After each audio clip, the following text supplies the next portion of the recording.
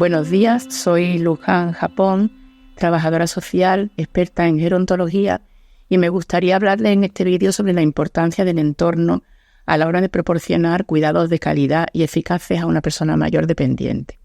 Para lograr que el hogar de una persona mayor dependiente, que además tiene algún deterioro cognitivo, sea saludable, acogedor, adecuado, seguro y propicie su mayor bienestar, es necesario tener en cuenta algunos conceptos fundamentales. Por ejemplo, la confortabilidad, que permite bienestar, comodidad, descanso, relajación, etc. También agradabilidad, que permite disfrutar de lo que más le gusta a la persona, pero de acuerdo a la estética que desea. También a vivir la vida que quiere y al proyecto vital que eligió en su momento o que sigue eligiendo cada día. También el concepto de adaptabilidad, que significa que pueda cubrir las necesidades de la persona, aunque éstas vayan cambiando y sean progresivas. Por supuesto, el concepto importante de la seguridad, viviendas, hogares que sean seguros, tanto si la persona sabe detectar, valorar y afrontar los riesgos, que sería la seguridad física, como si la persona, por sus diferentes patologías o limitaciones, ya no es capaz de detectar, valorar y, por supuesto, afrontar los riesgos sin que tenga consecuencias lesivas, ¿no? o difíciles para su salud. Sin embargo, la realidad es que en la mayoría de las ocasiones estos conceptos no se barajan a la hora de adecuar una vivienda, un hogar, ¿no? A lo largo de la vida de las personas vamos construyendo nuestro hogar en base a diversas realidades, gustos, posibilidades económicas, tipos de familia o de grupo o los grupos de convivencia que hayamos elegido, el lugar donde vivimos, etc. Un hogar es verdad que se construye a lo largo de toda una vida y además dependiendo de numerosas circunstancias como las que hemos mencionado y otras muchas, ¿no? Por lo que al llegar a la vejez seguramente nos encontraremos con hogares que respondieron a las necesidades de las personas o a las familias en su momento, pero que en el presente ya no son ni confortables ni adaptables y, por supuesto, tampoco seguras. Mucho más cuando la persona mayor pasa a convivir en el domicilio de una de las personas cuidadoras o un familiar, ¿no? Porque ni es su casa ni a priori está pensada para cubrir sus necesidades, sino las necesidades de otras personas en otros momentos vitales o de otros grupos. Las casas, por tanto, se van convirtiendo en hogares, por ejemplo, con multitud de espacios sin uso que se han ido transformando pues en almacenes, ¿no? También los hogares se van convirtiendo en espacios con acumulación de elementos decorativos o de recuerdos, que es verdad que tienen una gran carga emotiva, pero que no tienen ninguna funcionalidad o que además aumentan el trabajo de limpieza y de mantenimiento y, lo que es más importante, obstaculizan. También los hogares se convierten en espacios donde la distribución de las estancias es inadecuada. Los dormitorios estaban en la planta de arriba y ahora, cuando la persona empieza a tener problemas de movilidad, no puede desplazarse hasta arriba, ¿no? O el baño está fuera en un patio exterior, por ejemplo, ¿no? Los hogares también se convierten en espacios pues con numerosas barreras arquitectónicas, porque habitualmente no se piensa en las barreras arquitectónicas cuando construimos o adecuamos nuestra vivienda, ¿no? Y además, como decíamos, en general las viviendas, los hogares tienen un mobiliario que ya está deteriorado, que resulta incómodo o que se convierten en elementos inseguros, ¿no? En definitiva, los hogares, más que garantizar el bienestar y la seguridad de las personas mayores que viven en ellos, lo que provocan muchas veces es malestar, molestias, inseguridad, etc. Y no solamente a las personas mayores, sino también a las personas cuidadoras.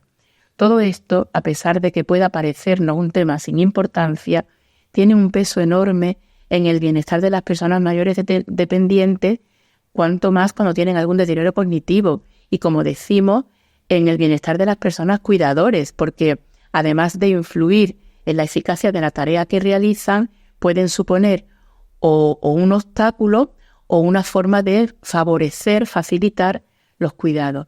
Pensemos sin ir más lejos que muchas de las caídas o los accidentes domésticos que sufren muchas personas mayores están ocasionadas por defectos de seguridad física pasiva en el domicilio que no se han tenido en cuenta.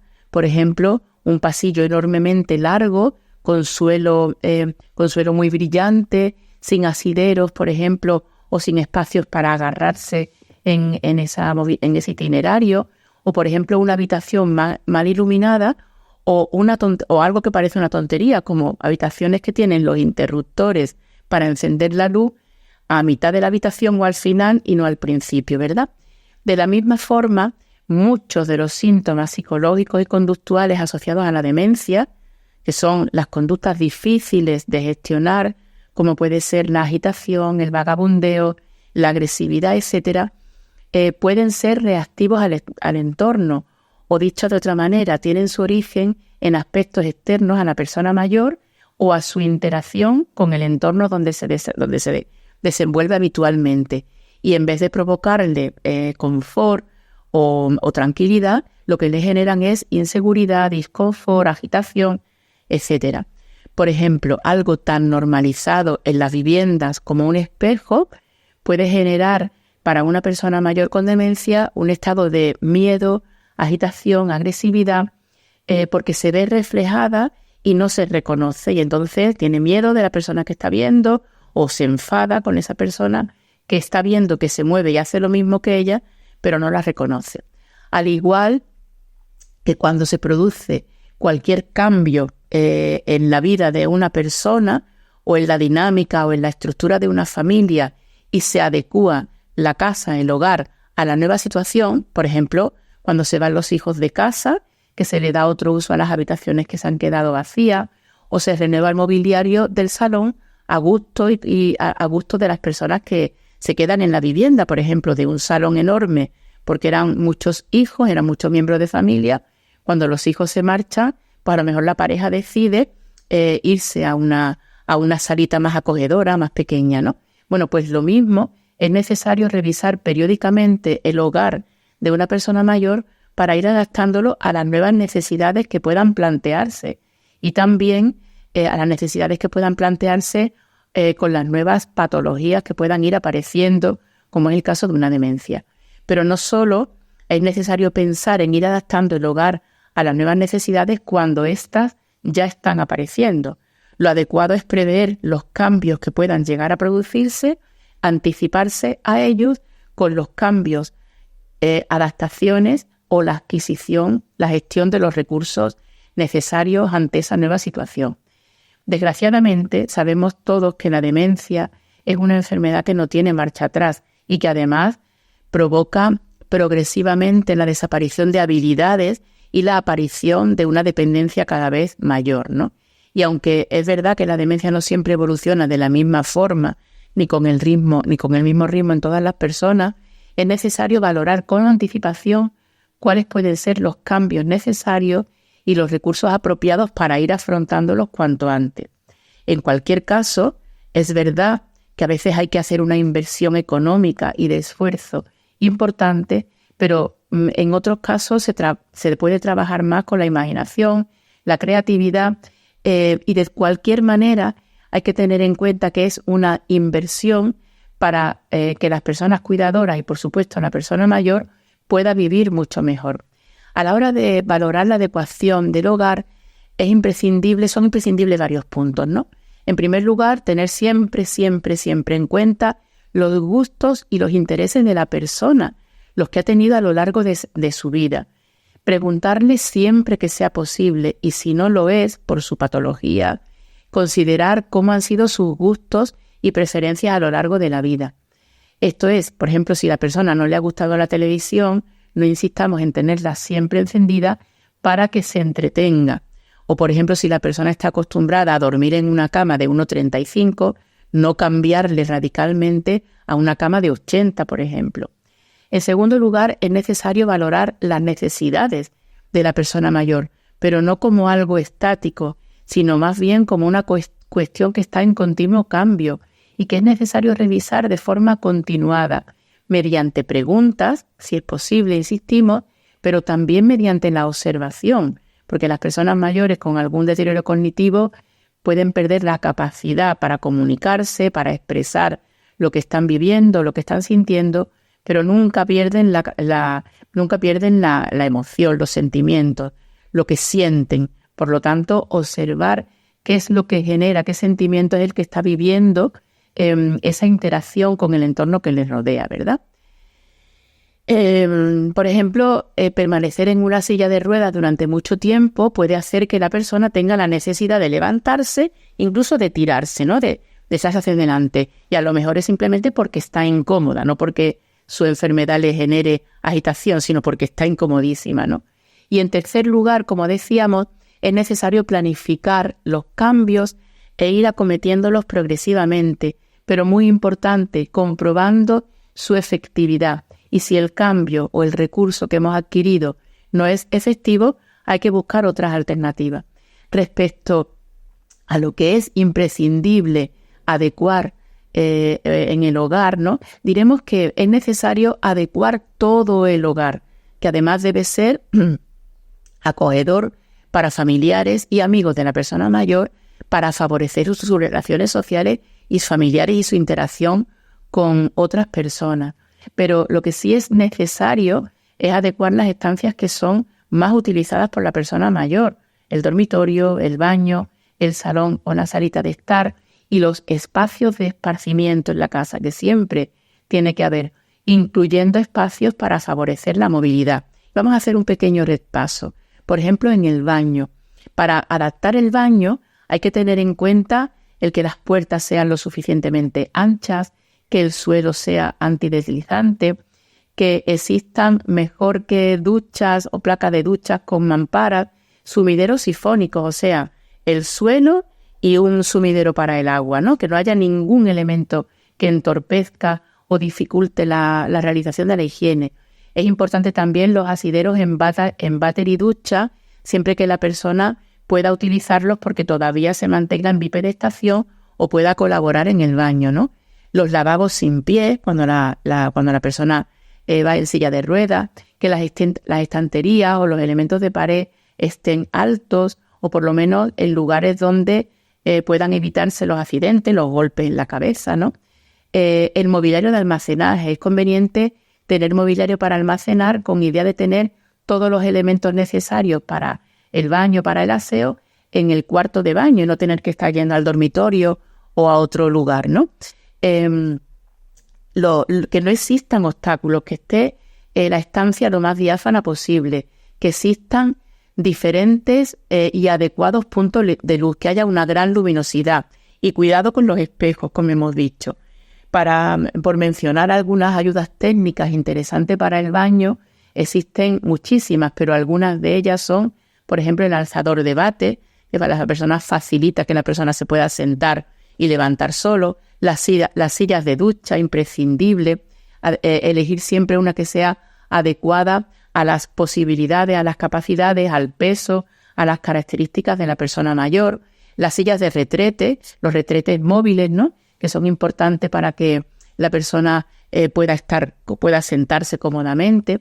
Y después también existen multitud de elementos que ayudan en el tema de la higiene, desde unos lavapiés que se fijan en el suelo y la persona solo tiene que rozar la planta del pie con ellos, hasta las esponjas telescópicas, las pinzas para vestirse, para subirse los calcetines, los calzadores, por ejemplo, dispositivos para abrochar los botones. En fin, que hay una variedad interesantísima y lo que hay que hacer es indagar para encontrar aquellos utensilios que sean más apropiados para las características y la situación de la persona que cuidamos, ¿no? Con respecto al dormitorio, pues podemos hablar de que lo interesante para la adaptación del dormitorio es la accesibilidad, o sea, que esté lo más cercano posible a los espacios de uso cotidiano de la persona mayor, el baño, la sala, el comedor, la cocina, etcétera. Eliminar las barreras arquitectónicas. Algunas veces es algo tan fácil como quitar una puerta que estorba y que realmente no tiene mucho uso, ¿no? Porque no pasa nada porque el acceso a ese dormitorio esté sin puerta, ¿no? Porque a lo mejor tiene dos puertas y una de ellas entorpece. Lo que hemos hablado de que exista mobiliario suficiente, adaptado y confortable, pero que no se convierta en obstáculos, ¿no? Que haya elementos significativos para el proyecto de vida de la persona. Es muy importante. Fotos, cuadros, lo que la persona está acostumbrada, pero intentando que no supongan un obstáculo para ella o para la movilidad, ¿verdad? Los espacios amplios alrededor de la cama y siempre que sea posible que la cama tenga unas medidas que sean adecuadas a lo que la persona está acostumbrada a lo largo de toda su vida, ¿no? También es interesante que haya una mesita de noche donde la persona pueda tener los elementos que le hagan sentir segura o confortable, desde el agua, sus pañuelitos, hasta, por ejemplo, un rosario o la foto de sus nietos, ¿no? También un colchón adecuado a las necesidades de la persona mayor y a sus características, ¿no?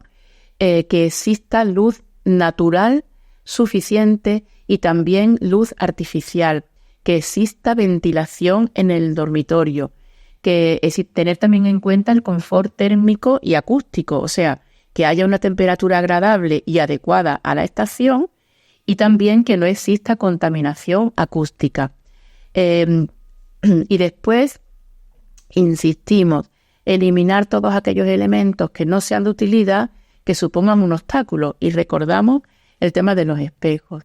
Y después, con respecto a las ayudas técnicas para el dormitorio, pues lo mismo que con el baño, existen multitud de ayudas técnicas, desde una cama articulada o camas de cota cero o con la posibilidad de modificar su altura, los colchones antiescara para evitar la aparición de heridas, los asideros de cama, se recomiendan fundamentalmente las medias barandillas y si es necesario poner una barandilla, que no sea con el objetivo de impedir el movimiento de la persona, sino que sean para que la persona se agarre, etcétera, ¿no? Pero si lo que pretendemos es que la persona no se levante, desde luego no poner barandillas, sino asideros o media barandillas que no son peligrosas y que facilitan la movilidad de la persona. También existen sensores de cama o de suelo que se iluminan o tienen una señal, un ruido cuando la persona se levanta, ¿no? Cuando hace el intento de levantarse. Por supuesto, es interesante el que utilicemos las cámaras para poder observar cómo es el sueño de la persona, ¿no? Cómo la persona se desenvuelve y si descansa durante la noche. También es interesante elaborar y trabajar con la persona mayor los itinerarios hacia el baño, crear un itinerario seguro y que además esté señalizado e iluminado. También son interesantes los timbres de llamada o los elementos sonoros para avisar. Por ejemplo, también utensilios que existen para facilitar la incorporación de la persona mayor en la cama, escalerillas de incorporación o trapecios de cama se llaman, ¿no? Lavacabezas hinchables cuando la persona no tiene una movilidad muy reducida, etcétera, etcétera, etcétera, ¿no? En cuanto al salón o a la sala de estar, podemos decir que a tener en cuenta para la adaptación, de nuevo, el mobiliario suficiente y adaptado, ¿no? Poniendo especial interés o especial atención, mejor dicho, a la confortabilidad y adaptabilidad de los sillones donde la persona permanece mucho tiempo a lo largo del día. E insisto, nunca en una silla de rueda. Una silla de rueda es un elemento para los traslados, pero no para permanecer, porque puede provocar que la persona se sienta incómoda y se quiera levantar, lógicamente. También es interesante que tengamos en cuenta que las mesas de comedor o de la salita no sean grandes y, por supuesto, no utilizarlas nunca para impedir la movilidad de la persona. Mejor que una mesa grande, es interesante una mesa pequeñita donde se puedan poner aquellos elementos que sean necesarios, como el agua, los pañuelos, la comida para comer cuando la persona llegue el momento del almuerzo o de la cena. Espacios que favorezcan también la movilidad y la accesibilidad al baño, a dormitorio o a otras zonas de recreo y de ocio. Me encuentro en multitud de familias, multitud de hogares, me encuentro salones que están abarrotados de muebles, desde jarrones, pies decorativos, sillas, que son elementos que no son útiles y que lo que provocan es, además de una carga visual que algunas veces incluso genera disconfort en la persona mayor, además son obstáculos que pueden provocar accidentes, ¿verdad?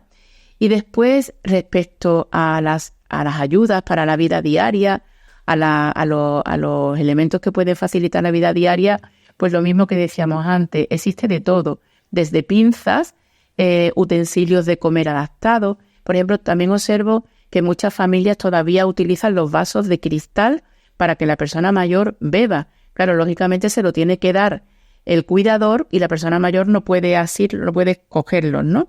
Bueno, pues existen unos vasos ergonómicos con doble asa, con un pitorro especialmente adaptado, con los que la persona mayor puede mantener su autonomía a la hora de beber agua, por ejemplo. También son interesantes los sillones eléctricos que facilitan la incorporación de las personas, los respaldos lumbares para proteger la zona lumbar o las zonas laterales, las almohadas de cuello. Hay muchas personas mayores que duermen la siesta en los sillones, en la salita, y que cuando se despiertan, algunos cuidadores me dicen que se despiertan de mal humor, y yo les digo que a veces puede ser porque han cogido una mala postura. Entonces vamos a facilitarles que tengan una higiene postural para favorecer el confort, ¿no? El máximo confort y el máximo bienestar. Y después, dos aspectos que son importantísimos. Las actividades significativas para la persona, o sea, que existan, que podamos proporcionarle juegos adaptados, juegos de mesa, manualidades, labores, tareas del hogar. La persona mayor necesita hacer actividades, no solamente ver la televisión o hablar con la cuidadora, sino que es fundamental que puedan hacer actividades, y tienen que ser actividades significativas para ella, que tengan que ver con su proyecto de vida, con lo que a lo que se ha dedicado, lo que ha trabajado, sus gustos, sus temas de interés a lo largo de toda la vida. Y podemos buscar la forma de satisfacer esta necesidad de actividad. Y, por supuesto, fomentar la movilidad. Es necesario que existan, que se creen en las viviendas itinerarios o rutas domésticas, las llamo yo, para que la persona camine a lo largo del día siempre que pueda, no solamente para ir del dormitorio al baño, del baño al salón y del salón al baño, sino que además, pues algún itinerario, alguna ruta para caminar a lo largo del pasillo, o si hay un patio, utilizar el patio, o si hay un gran salón, hacer una ruta por el salón. Lo que es importantísimo es favorecer la movilidad, siempre que sea posible el caminar, y si no es posible caminar, con ejercicios en las extremidades, incluso levantándose del sillón solamente, es favorecer la movilidad y de esta forma prevenir uno de los síndromes más importantes y perjudiciales, que es el síndrome del inmovilismo, de los síndromes más importantes en la geriatría, ¿no? El síndrome del inmovilismo, que no solamente tiene consecuencias a nivel psicológico o a nivel emocional, sino, por supuesto, a nivel físico, a nivel de salud. Por ejemplo, otros elementos para las movilizaciones como los pedalier, por ejemplo, pedales para movilizar, o incluso dispositivos que ya existen donde la persona no tiene que hacer nada, pero hay una bandeja que se va movilizando y que hace que la circulación se active, por ejemplo, ¿no? El utilizar tablas de movilizaciones, el buscar tablas de ejercicios para realizar y, por supuesto, tener en cuenta que el calzado debe ser ergonómico y adaptado a las necesidades y también a los gustos de la persona mayor. En realidad hay todo un mundo de posibilidades, ¿no? Como estamos diciendo, aunque lo más importante es, en primer lugar y siempre en primer lugar, conocer a la persona mayor y elegir aquellas actividades o aquellos elementos del entorno que sean significativas para ella, porque están relacionadas con su historia de vida, ¿no? También observar cómo interactúa esa persona mayor tanto con las actividades propuestas como con su entorno, cómo es la relación con su entorno, si le gusta, si se aburre, si se enfada porque algo no le agrada. Y en tercer lugar, tener en cuenta que la persona mayor, como todas las personas, no siempre está del mismo humor y puede haber elementos externos que le afecten o simplemente que su enfermedad puede estar evolucionando o también que puede estar sufriendo un episodio de dolor intenso o una infección de orina, algún problema, alguna patología que le afecte también en su emoción, en lo que siente y en la interacción con la actividad que le proponemos o con el entorno, ¿no?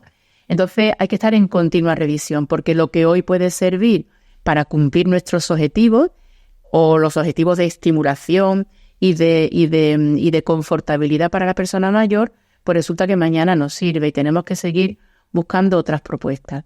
Es muy importante ser personas creativas, imaginativas, a veces algo tan sencillo y tan a mano como las pinzas de la ropa de diferentes colores o, por ejemplo, ropa en desuso para doblar. Una y otra vez se dobla y se desdobla, pero la persona hace algo que ha hecho toda la vida y se siente a gusto y útil.